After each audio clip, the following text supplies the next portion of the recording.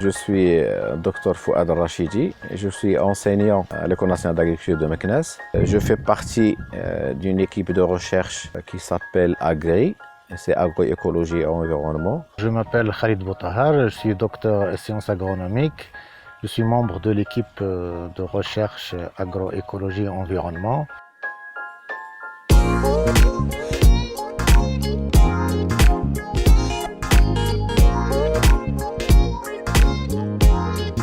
L'agriculture classique, traditionnelle, moderne, est basée essentiellement sur ce qu'on appelle la monoculture. Quand vous plantez un verger, vous le plantez pour les années à venir et ce sera la même culture pendant toutes ces années. Le problème, c'est que ça concentre aussi les maladies de l'espèce que vous avez cultivée sur place. Et vous chassez par la même occasion tous les prédateurs possibles de ces mêmes maladies. Et donc, c'est tout un système. L'agroécologie est un autre système qui refuse la monoculture, qui essaye de dire que si on revenait à la manière dont la nature faisait les choses. Donc, ça revient à ne jamais laisser un sol nu, ça revient à labourer ou à toucher le sol le moins possible.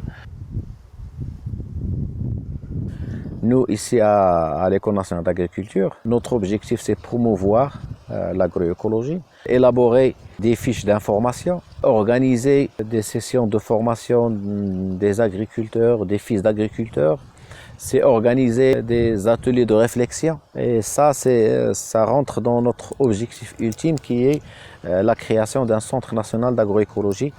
On a une plateforme d'expérimentation. Il a une superficie aux environs de 2,5 hectares. Et là, il est divisé en deux grandes parties. Le jardin botanique, c'est la préservation des ressources végétales, c'est la multiplication des espèces à intérêt. Et puis il y a une autre partie expérimentale, production végétale.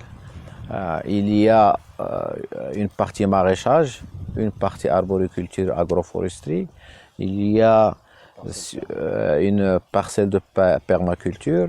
Il y a un système de serre où on a des essais sur des banques de semences.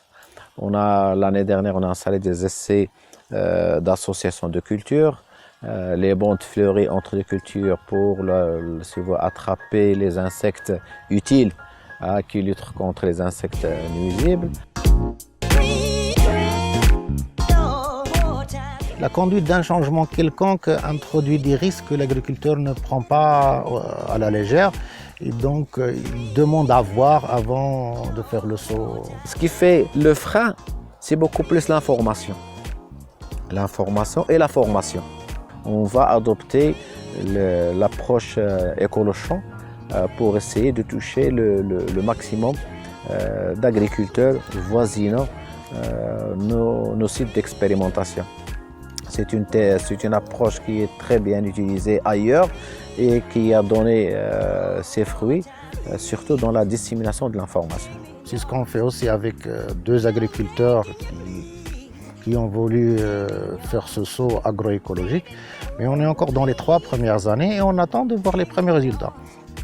Mais jusqu'à maintenant, les résultats sont très encourageants parce qu'on peut se passer effectivement de beaucoup d'intrants et on peut devenir plus autonome, plus suffisant.